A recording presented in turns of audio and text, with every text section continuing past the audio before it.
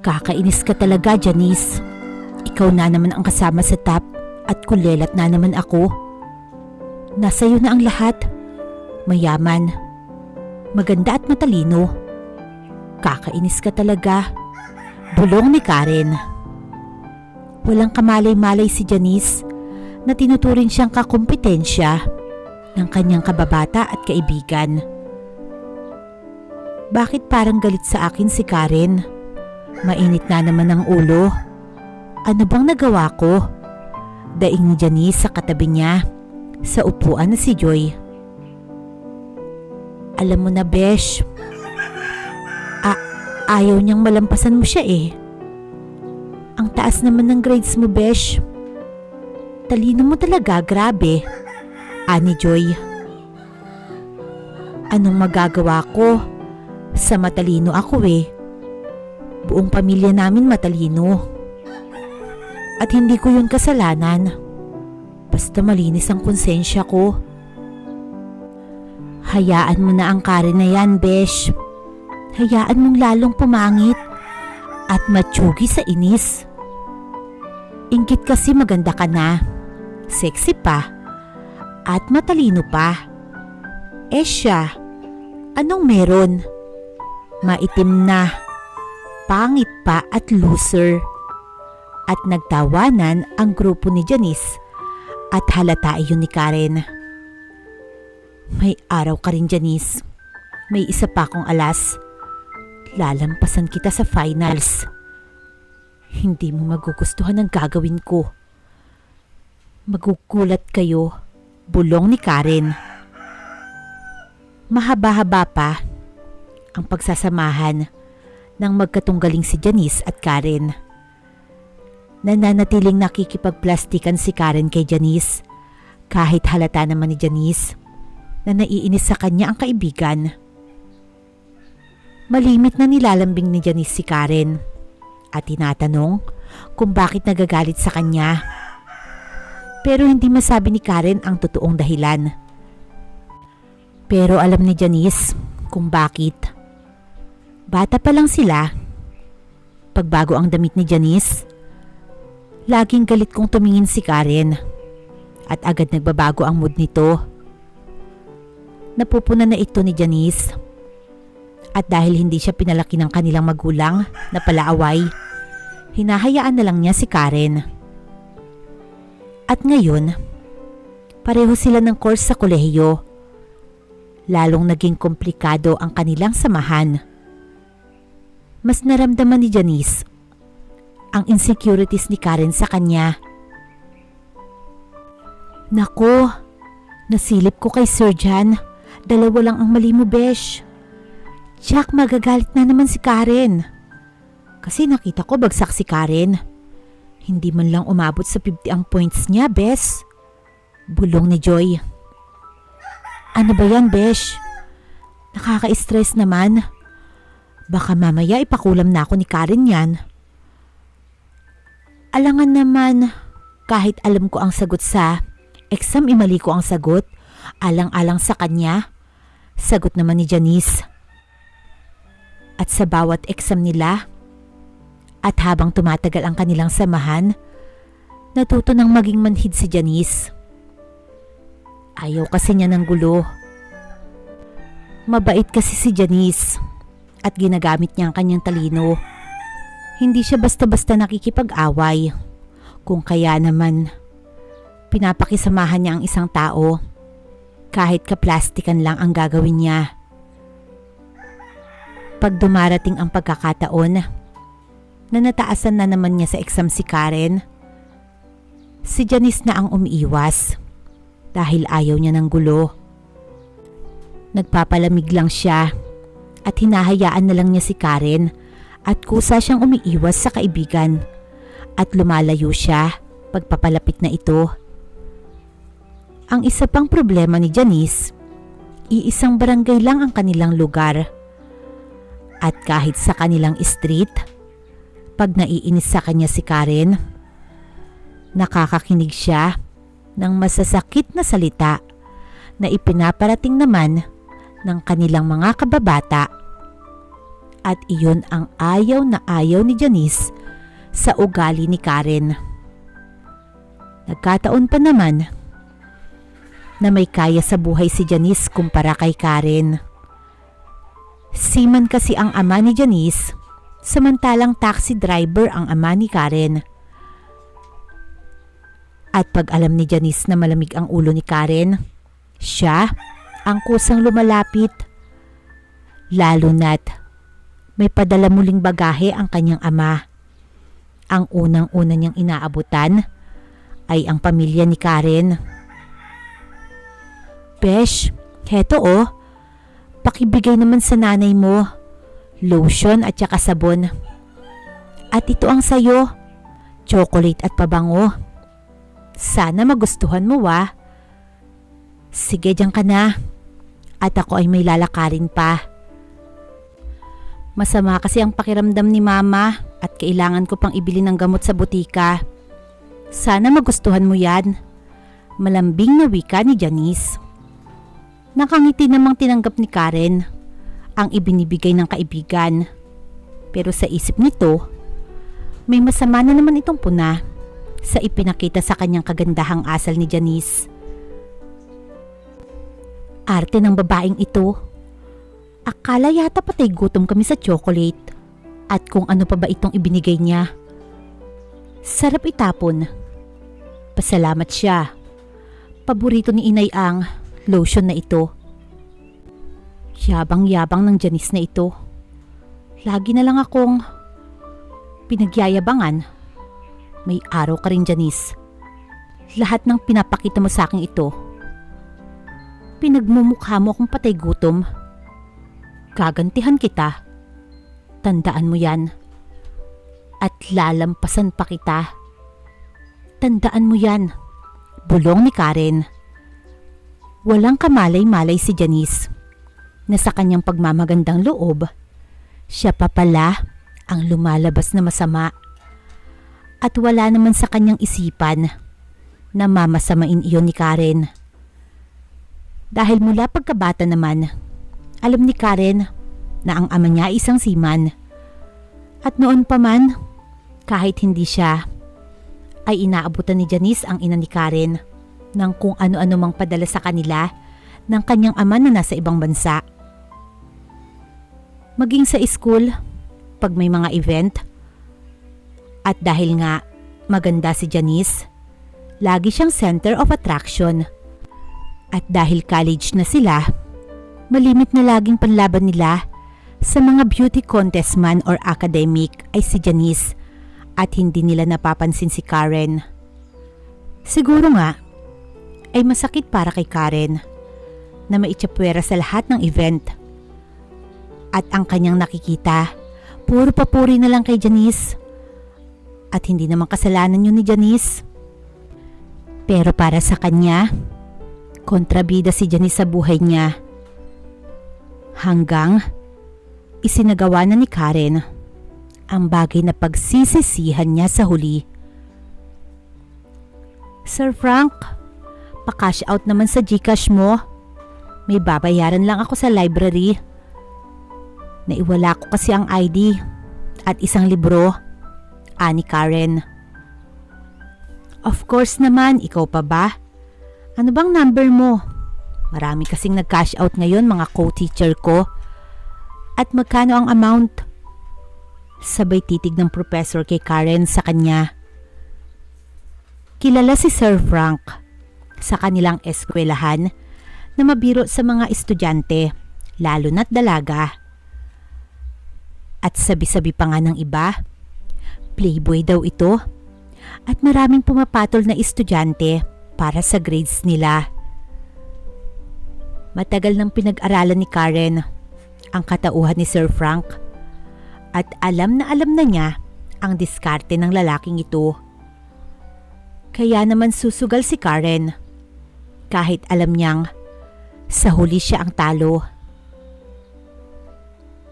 Maraming hawak na subject si Sir Frank at estudyante sila nito. Maging si Janice at sa mga subject na ito, kailangan gumawa ng paraan si Karen para maungusan niya si Janice bago sila magtapos. 1 taon na lang kasi ay graduate na sila.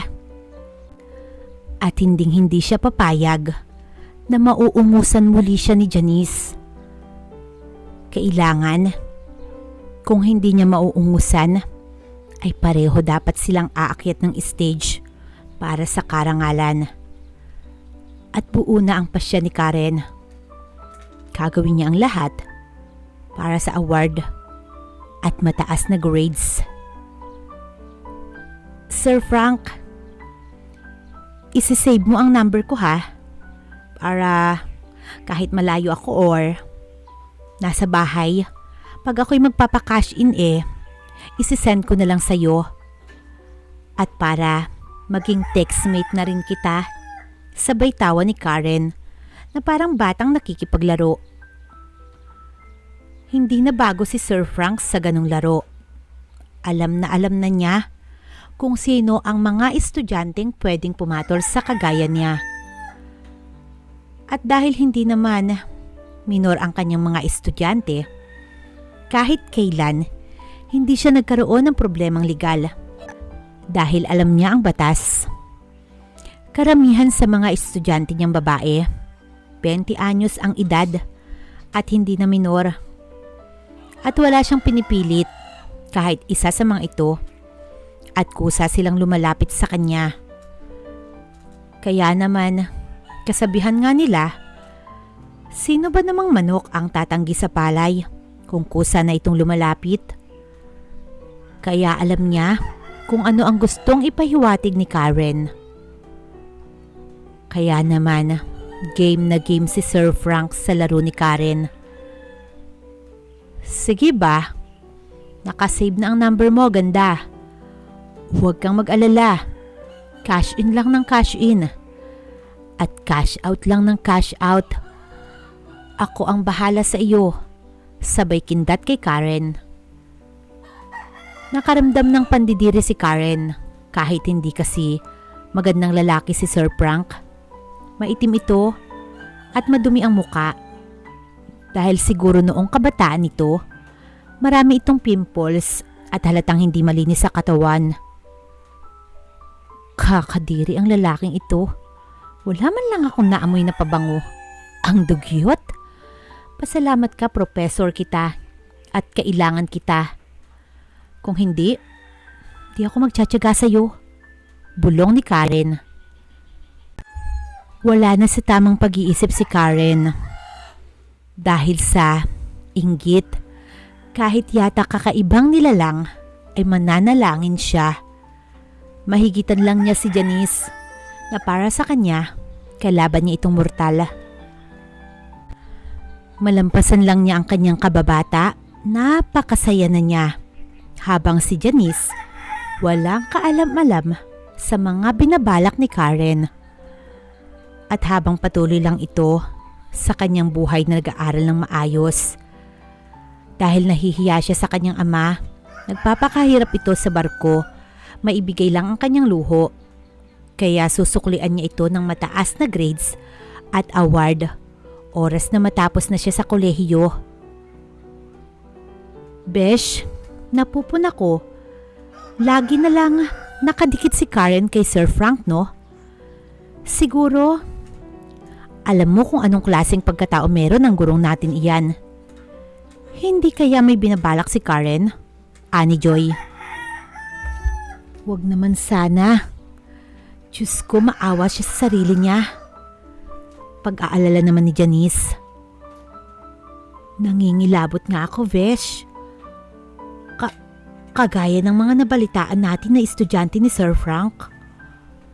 Noon, marami siyang naging karelasyon na estudyante, Besh. At lahat kumapit dahil sa mataas na grades. Sa palagay mo, Besh, isa ba tayo ng pag-iisip? Nang iniisip? Tanong ni Joy kay Janice. At hindi maiwasan ni Janice na pagdudahan ang intensyon ni Karen. At araw-araw nga nilang pinag-aaralan ang mga kilos ni Karen.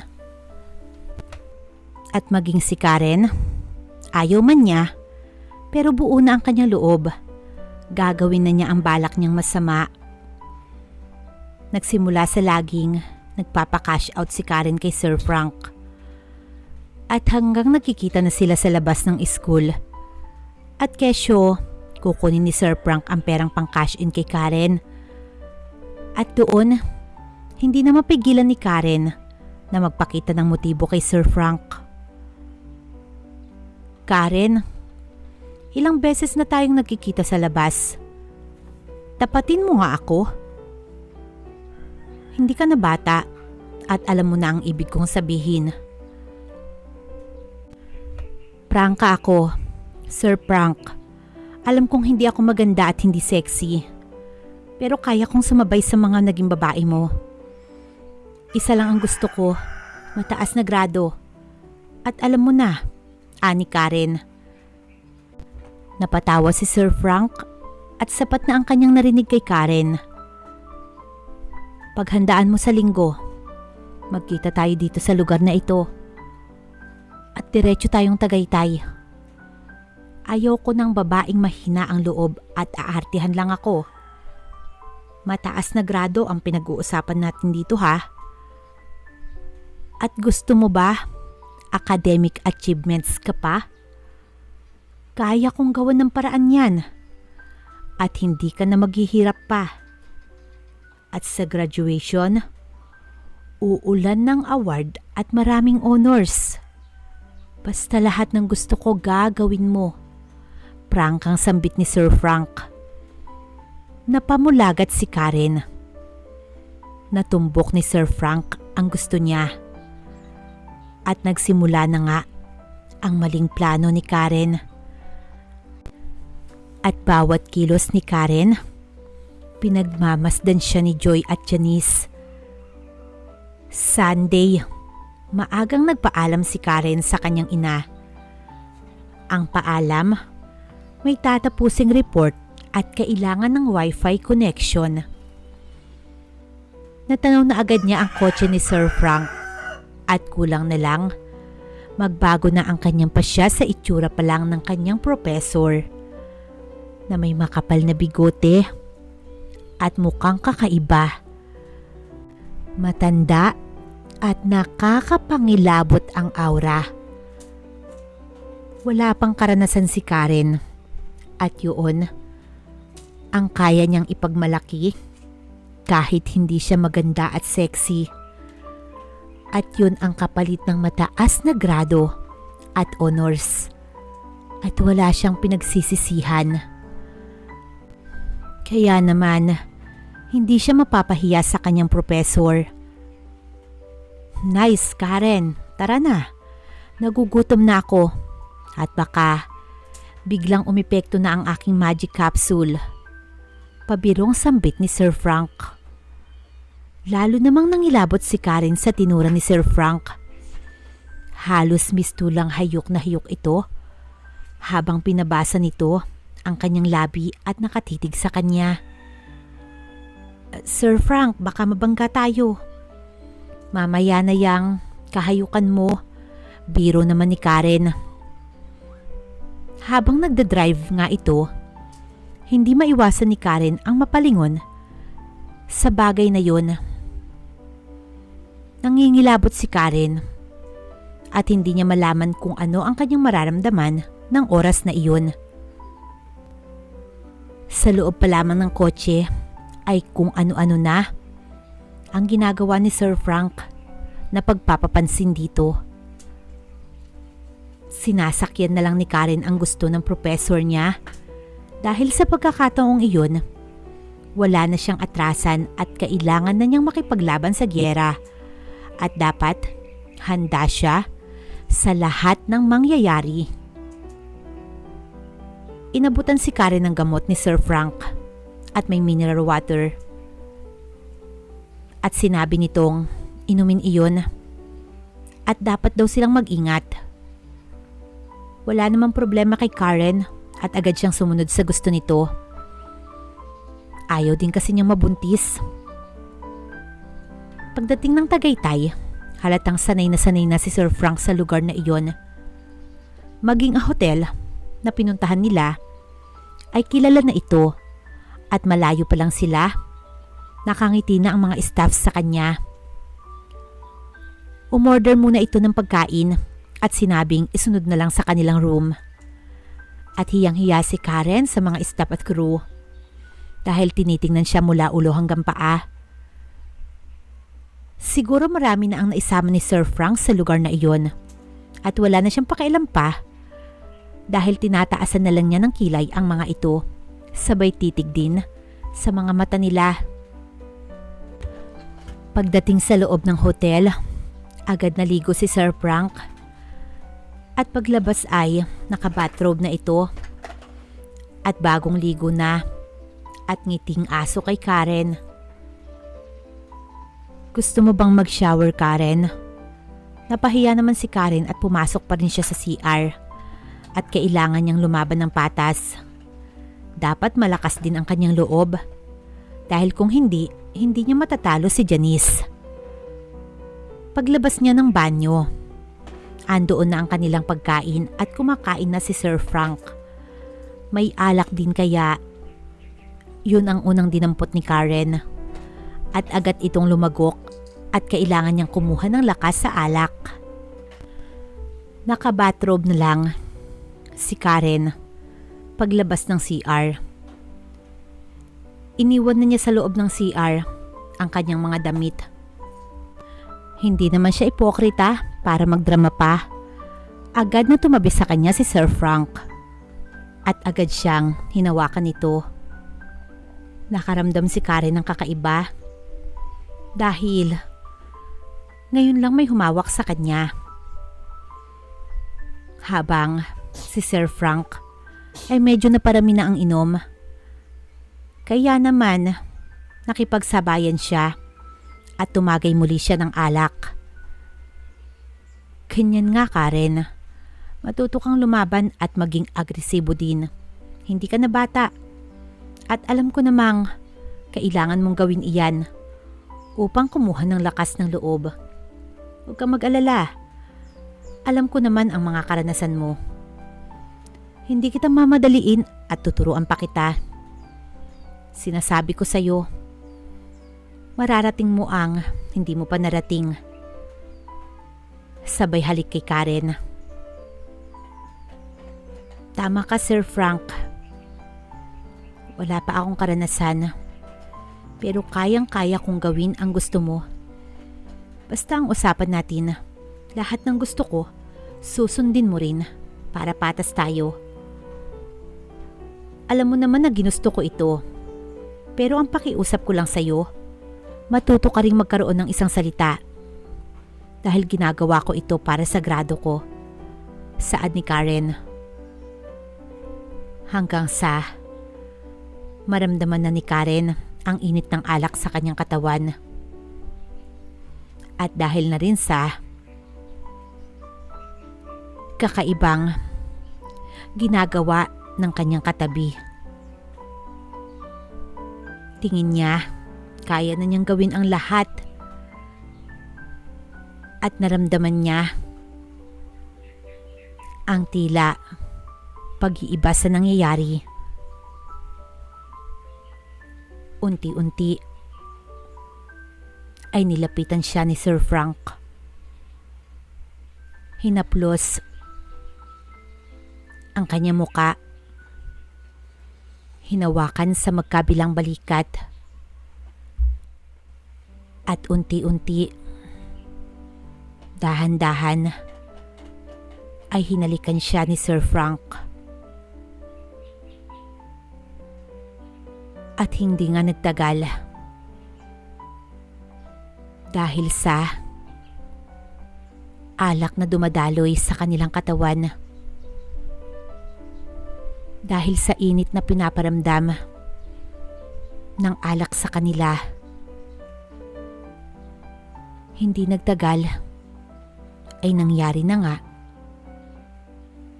ang dapat mangyari sa kanilang dalawa. Matapos ang lahat ng pangyayari, naligo si Karen dahil basang-basa na ito ng pawis. Habang tulog na tulog naman si Sir Frank at itinuloy naman ni Karen ang pag-iinom at natatawa ito dahil sa wakas matatalo din niya si Janice. Bandang 12:00 ng hating gabi, pinatay na ni Karen ang ilaw ng kanilang kwarto. Nakaramdam na kasi siya ng antok at hilo. Naubos kasi niya ang red wine. Nahiga siya na malayo kay Sir Frank at kay sarap ng kanyang pakiramdam ng mga oras na iyon. At habang nahihimbing siya, may naramdaman siyang kamay. Alam niya na ginigising siya ng kanyang professor. At dahil sa bilis ng pangyayari, ay muling naulit ang nangyari sa kanilang dalawa. Kinabukasan, 7:00 ng umaga sila nag-check out at naramdaman ni Karen ang kakaibang sakit na yon sa kanyang katawan. Pero kailangan niyang huwag papahalata dahil nakakahiya sa staff ng hotel. Pinilit ni Karen na mauna sa parking lot at nauunawaan naman ni Sir Frank na nahihiya siya at muli siyang ibinaba sa kanilang tagpuan sa isang lugar sa Maynila. Agad pumara ng taxi si Karen na parang walang nangyari. Pagdating nito sa bahay nila, diretso sa kanyang kwarto si Karen at agad na naligo. At sa loob ng kanilang banyo, ay naramdaman ni Karen ang lahat-lahat ng nangyari sa kanila ni Frank. Kinabukasan, maagang gumising si Karen at wala na ang sakit na kanyang nararamdaman. Maaga siyang pumasok dahil may exam. Ang ilan nilang subject. Hi Karen, mukhang fresh ka ngayon na. Ganyan dapat laging masaya, bati ni Joy. Siyempre naman, start today, lagi na akong masaya, sagot ni Karen. At nagkatinginan sina Janice at Joy dahil nanibago sila sa kilos at pananalita ni Karen. Maghapong good vibes si Karen at sa last subject nila kay Sir Frank. At doon, marami na ang nakakahalata sa kakaibang tinginan ng dalawa. Besh, ano yan? Napansin mo ba? Dati naman hindi ganyan si Sir Frank ka. Naku, may naaamoy ako mabaho, wika ni Joy. Nakaramdam naman ng awa si Janice sa kanyang kababata. Hindi na kasi sila mga bata at alam na nila ang kibuan ni Sir Frank pagdating sa mga estudyanteng dalaga. Gusto mang kausapin ni Janice si Karen, pero paano? Wala naman siyang ebidensya. Baka magalit ito sa kanya at pagsimulan pa muli ng away. Hindi lang si Janice at Joy ang nakakahalata. Marami na ang nakakahalata. Maging ang mga kaklase nila sa ilang subject. Si Karen ang pinag-uusapan. Kagaya ng mga naunang babae ni Sir Frank, nararanasan na rin ni Karen ang pag-usapan. Dahil sa kilos ni Sir Frank, walang makakaligtas sa mga mata nila. At dumaan pa ang ilang buwan at may kumalat na balitang may nakakita sa dalawa na pumasok sa isang motel sa Maynila. Nagtago pa sa parking lot si Karen. Hindi alam manager ang kapatid ko sa branch ng Sogo na pinasok nila ni Sir Frank. At tawanan ang mga ito habang nakatitig kay Karen. Harapan na ngang binabastos na si Karen at saksi si Janice sa nangyayari. Gusto man niyang ipagtanggol ito, pero humaharang si Joy at ang ilan nilang kaibigan at sinabing huwag makikialam si Janice. Pero si Karen nananatili itong taas noo at walang pakialam kahit siya'y pinag-uusapan ng lahat. At dumating na nga ang resulta ng kanilang exam. At napakataas ng score ni Karen sa subject ni Sir Frank. At halos magsigawan ang mga kalalakihan at binubuli nila si Karen Paglabas ng klase,